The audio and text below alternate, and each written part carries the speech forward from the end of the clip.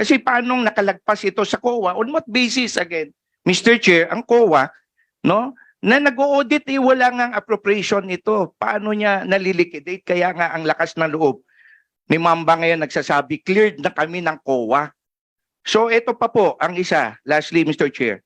Doon sa mga OR, definitely there are official receipts issued, no, doon sa payment sa Bombo. May we ask Bombo Radio kung nakapag-file ba sila, presented ba sa BIR yan? Declared ba? No, itong mga payment nila. So that's all, Mr. Chair. Thank you. Thank you, House Member.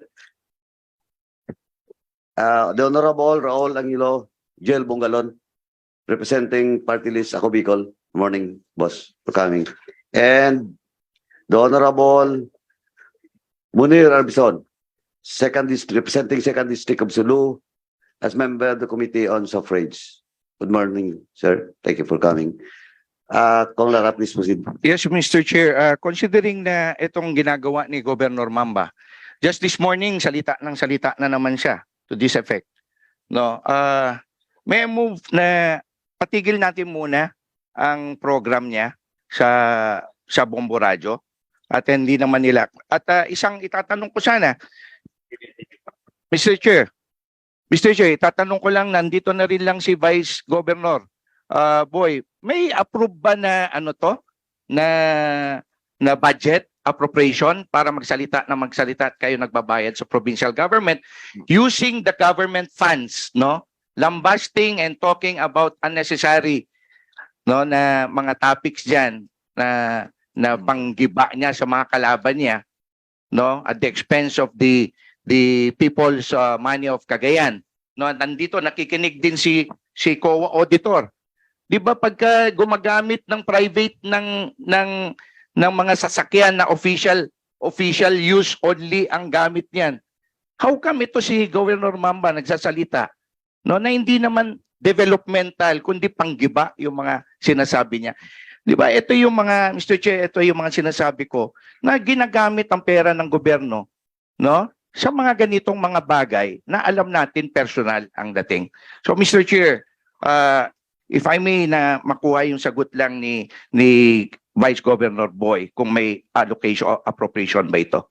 Okay, there's two issues that was raised by yours, Congressman Lara. First is question of appropriation ordinance for this program, radio program. Then question of the contract between the provincial government and the Bombo Radio. After Vice Governor will answer the query, I will go to KBP and Bombo Radio with regards to the contract.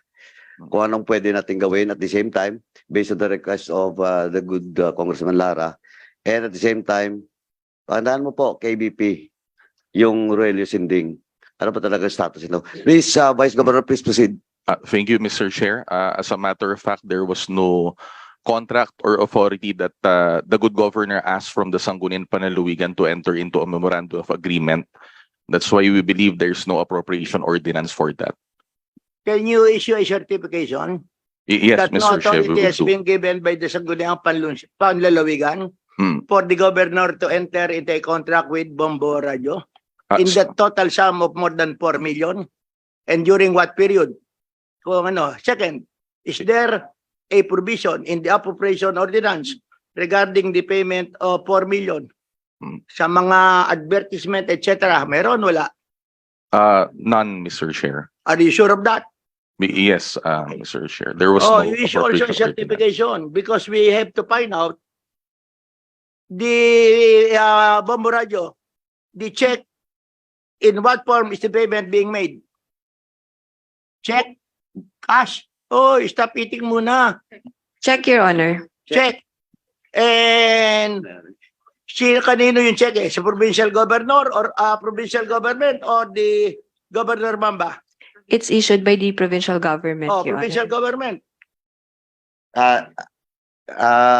Co-Chair PD. So the Vice Governor is directed to submit the certification that was requested by this committee through Vice Co-Chair Barsaga. We will do, Please Mr. Chair. comply. We will do. And I also move that Bombo Radio should issue a certification that the payment is being made by check using the checks of the provincial government of Cagayan. Can you do that? Yes, Your Honor. We can do Mr. that, Chair. Your Honor. Oh, you can submit that before Wednesday. Mr. Chair, Okay, thank you. Mr. Chair. Thank you, Co-Chair Barsaga. Congresswoman Nograles. you have In line something? with the questioning no on Bombo Radyo, first I would like to ask, is there a contract between Bombo Radyo and Governor Mamba? And if there is a contract, sino nakalagay doon? Is it with the parties involved? Is it under the provincial government, or Governor Mamba as a governor, or him as a personal party? Your Honor, under the RBCA or the Radio Broadcast Contract Agreement, the agency is the provincial government of Cagayan, Your Honor. To get and the network, Your Honor.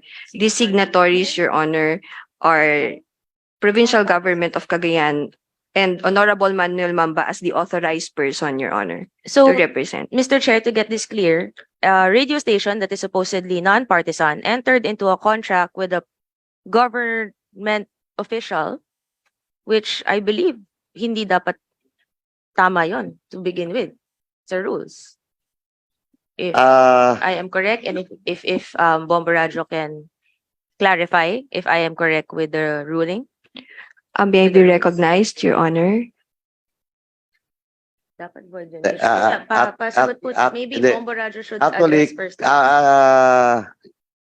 as far as I understand, pwede yung province or any local government units will have a budget for the advocacy. Okay. No? So, walang problema. Ang problema lang dito is, kailangan makuha natin yung certification from the Vice Governor that indeed there is no such appropriation ordinance with regards to that particular program. If we may also, So, Bombo Radio, I think Bombo Radio, between the province of Cagayan and Bombo Radio, pwede magkaroon ng kontrata. But, of course, ang question dito is the position of the governor without appropriation ordinance with the contract with Bombo Radio. Yes. Yun yung problema. So, Mr. Chair, if we can get to see everything, not just the certification, if we can request the copy of the contract, the certification, the payments as well, any ordinance, if there's any allowing by the provincial, everything, so that we can see kung meron ba talagang mga natatamaan dito na mga legalities. Bombo Radio, please comply. But as you have said during the previous hearing, wala ka dito, and then you reiterated just this morning na yung contract nyo with the province of Cagayan since 2016 and 2022. You don't have a copy, but the ruling of the chair during that time is for you to submit your contract for 2023. And may karugtong doon, certification that indeed you have a contract with the province of Cagayan and the same contract amount, including the airtime in the previous years. Mr. Chair, if also I may clarify, if I may ask the Vice Governor, kailangan po ba ng MOA rin pag nag-enter ang provincial government with any radio station to be able to enter this contract? Well, any contract entered into by the head of the agency, there must be an authorization coming from the Sangguniang Panlalawigan. So, Mr. Chair, may I ask There was none according to them. there was not. And we are requiring them to present to us a certification that there was no No. Sangguniang Panlalawigan resolution authorizing the governor to enter into a contract with Bombo Radio, right? Vice Governor Vargas? Yes, Mr. Chair. Okay. And you can submit that, Yes, immediately, Mr. including the Chair. resolution which you granted the request of PlNAPAYAGANG for the issuance of the corresponding checks. Yes, Mr. Chair. Okay. Will do. Thank you, Mr. Chair. If I may still Yes, continue. please proceed. Because we are also asking documents, not just this, but also documents earlier, and they keep saying that they will comply. May we give also them a timeline? Yeah. and a time to submit documents so the committee members can be properly appraised and read the documents, and not at the last minute, literally a minute before session or the hearing starts. Thank you. Thank you for that manifestation, Congressman Nograles. Vice Gov and Bombo Radio is directed to submit all those requested documents, and that includes the certification. Tapos kanina nag-mention ka pa ng tape on air, attorney. Am I correct? Yes, Your Honor. Please submit also the tape on air. Your Honor, with that, we have a predicament as to the tapes on air on the previous years, Your Honor. What we do have are tape on airs of the current year, Your Honor. Just submit it to this committee. Yes, and Your Honor. certification that is most important. Um, Then, please submit it before August 9. Yes, Your Honor. We will endeavor. Kaya nyo that. ba mamayang hapon o bukas ng umaga? Your Honor, it would be impossible for us to submit this afternoon. Tomorrow, morning. Your Honor. Tomorrow We will morning. endeavor, Your Honor. At the very least, Your Honor, at the very latest, Your Honor, we can submit it after lunch, Your Honor. Because we need to copy the. Okay. After that, Mr. Chair. The video clips presented had already been confirmed by both Borajo that they are authentic. So I don't think that they have to submit video clips. Authentic na eh. Admitted na nila eh. Yeah.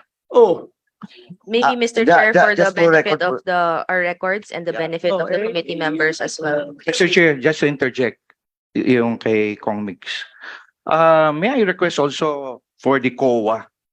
Kasi ang COA, from 2016, meron ng kontrata ang Bombo between Bombo and provincial government. So ibig sabihin, may mga submission na ng contracts dahil ililiquidate nila yan. So just so na ma-verify natin ang authenticity ng submission nila, Mr. Chair. May I request the submission also from COA, itong mga documents na ito. Kasi paanong nakalagpas ito sa COA? On what basis again? Mr. Chair, ang COA, no, na nag-audit wala nga appropriation ito. Paano niya naliliquidate? Kaya nga ang lakas ng loob ni Mamba ngayon nagsasabi, cleared na kami ng COA. So ito pa po ang isa, lastly Mr. Chair. Doon sa mga OR, definitely there are official receipts issued, no, doon sa payment sa Bombo. May we ask Bombo Radio kung nakapag-file ba sila, presented ba sa BIR yan? Declared ba? No, itong mga payment nila. So that's all, Mr. Chair. Thank you. Thank you, Congressman Lara. Before we proceed, okay. let me acknowledge the presence of the good Congressman Brian Raymond Yamsuan, representing party list Ako Bicol, member committee on suffrage. Thank you for coming, boss. Thank you. Mr. Okay. Chair. Mr. Chair, Bicol there's a- Saro po. Sorry. Bicol Saro. Magagalit sa akin si seatmate Silvo Manon. Thank you. Okay. Sorry. Okay. Bomborajo, Apologies. are you willing to submit your audited financial statements before this committee for the last 5 years from 2016 up to the year ending December 31, 2022? Bomborajo, Your Honor, Ano? I have to confirm that, Your Honor. why you have to From- confirm? Is it not a fact that you are operating a franchise coming from Congress? We are, Your Honor. Okay, Public and are you record not po. required under your franchise to submit to us yearly your audited financial statements? Yes, Your Honor. Oh, bakit kukuha pa kami sa Congress? Kaya nga, bakit kinakailangan pang may mga reservation kayo? That is your obligation. Otherwise, if you cannot submit that, we can move for the cancellation of your franchise for not fulfilling the conditions under which your franchise was issued. Pinahihirapan nyo kami masyado. Ito naman, obligasyon nyo. We know our laws. Oh, you can submit that. You should be able to, Mr. Chair, kasi public record din. Yes. dapat. Kaya nyo, hindi. Your Honor, the financial statement of the entire network, I would just like to be clarified. Audited financial statements of Bombo Radio. We will scrutinize whether or not there is a payment coming from the provincial government. Or if they are even filing, Mr. Chair. Oh, kaya nga. Public Nagpapaya ka. record Hindi po nyo yan. kayang ibigay sa amin. From what Bombo period, Radio. Your Honor? From 2016 up to the present or for the last 5 years. Mr. Chair, there's also a rule. All the audited financial Kaya statements nga, of huwag mo na all sabihing audited companies rules. should have I am be kept in invoking record. the rule that the franchise was issued by Congress for you to operate a radio station. And under your franchise, you are legally obligated to submit to us the audited financial statements yearly. Our authority here is Congressman Marcoleta during the hearing of ABS-CBN. Requirement yun eh. Who is the lawyer of Bombo Radio? The one speaking, the one Oh. speaking. Are you not aware of the law? We are, Your Honor. Oh, so can you submit it? We will check with the network, If Your you Honor. will check. With Eh, the wag mo- accounting, Your Okay, Honor. if you are adamant in presenting that, we will just request a copy and we will move for the suspension or revocation of your franchise. Eh, You- pabira naman. Legal na legal itong hinihingi namin sa inyo. Yes, Your Honors. We will talk with the network, Your Honor, because the period covered is from 2016 onwards, Your Honor. Last 5 years. Last 5 years, yes, Your Honor. Mr. Oh. Chair, there is a rule that record keeping of 10 years. all at least 5 years is supposed to be. And pasok po yun. So dapat, they should be complying. Oh, Bombo Radio, please comply with that. We will, Your Honor. We yes. will just discuss it with the network, Okay. Your Honor, so that they can prepare the documents, Yeah, Your yeah. Honor. I understand. But of course, that is your responsibility to the House, giving you the franchise. Yes, Your Honor. Dapat talaga. Okay. Where can you submit? Medyo matagal-tagal siguro yan, no? We'll give you until then. Your Honor, together with the contracts and the tape on airs, Your Honor, we can submit the initially agreed upon tape on airs and contracts, Your Honor, tomorrow. However, Your Honor, as to the financial statements that are newly requested by the Honorable Chair, we would need additional period, You Your Honor. submit tomorrow the audited financial statements The ending latest. December 31, 2022. Yes. Di mo sudisen. Di nyo kayang ibigay bukas. The most recent, Your Honor. Oh, We can include that, Your Honor. okay. Mr. Chair, Yes, in line also with what Congressman Lara mentioned earlier, he wanted to request, I believe if Suspension of the radio program.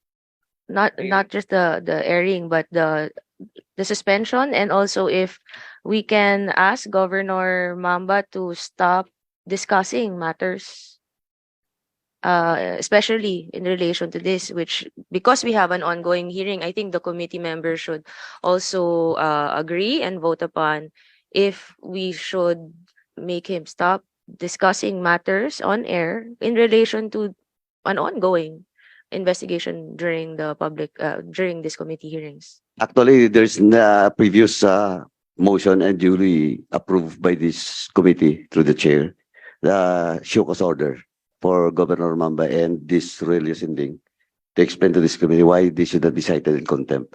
Now, issue about the contract between Bombo and the provincial government. Kunin muna natin yung opinion ng KBP tsaka ng NTC, no? So we'll rule that later, no? But Thank you, Mr. Chair. okay, thank you. Before I proceed, there's a pending motion by Congressman Lara citing in contempt the following resource person who is not present in today's hearing. Number one, I will just like to reiterate the names. Number one, Jenna Garma, Provincial Accountant, Province of Cagayan. Mela Malonga, Provincial Treasurer, Province of Cagayan. Reynald R. Ramirez, Provincial Budget Officer, Province of Cagayan. Dr. Perlieta Lucia P. Mabasa, Provincial Agriculturist, Province of Cagayan. And Helen M. Donato, Provincial Social Welfare and Development Officer, Province of Cagayan. That was the previous motion being made by the good Congressman Lara. Please, Kong Lara, please reiterate the motion so that we can rule on that. Yes, Mr. Chair, respectfully move that said persons, as mentioned, Gina Garma, Mila Malonga, Budget Officer Ramirez, Perlita Mabasa, and Helen Donato be cited in contempt for not attending this said hearing, Mr. Chair. Tawagan. There's a motion to cite in contempt the five listed names mentioned. Mr. Chair, these people were duly notified to attend this hearing. Yeah. Well, in fact, they were issued a subpoena during the first hearing, after the first hearing. All of them. Yeah, the five.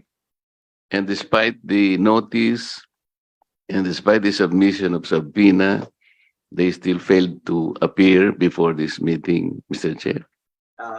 That's correct. They were present during the second hearing, but today they are absent in this hearing. So, And did they relay some reasons, whatever reasons, that they cannot attend this of course, hearing? the provincial administrator wrote a letter to this committee through the chair about the reason why not only the five, those 12, that And- includes the 12. And what is the reason given, Mr. Chair? For the please, Chairman Akop, you have the copy. Please read the reasons that was made by the provincial administrator. If we read the, with the indulgence of the Honorable Marcoleta, may I answer? Because very obedient ako sa chairman ko eh. The reasons given by the provincial administrator, number one, a state of calamity was declared by the authorities of Cagayan province. Number two, they're still, because of the effects of the typhoon, they're still performing their jobs. And the third one is that they do not have enough funds to spend for the two hearings on August 7 and I think August 9. Basically, those were the reasons given, Your Honor. Mr. Chair. Does the declaration of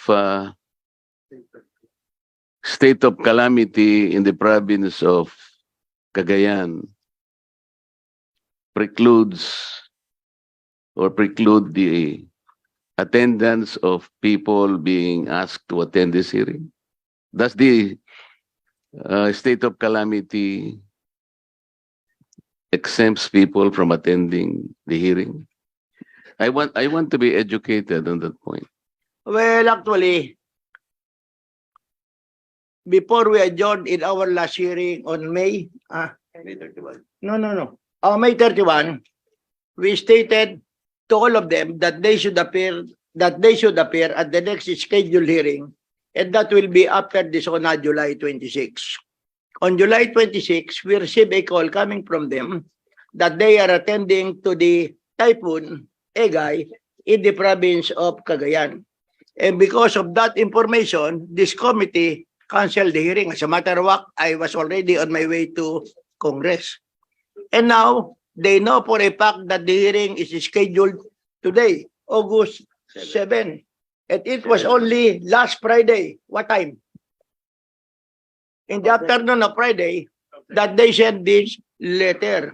Although the typhoon in Cagayan started as early as July 26.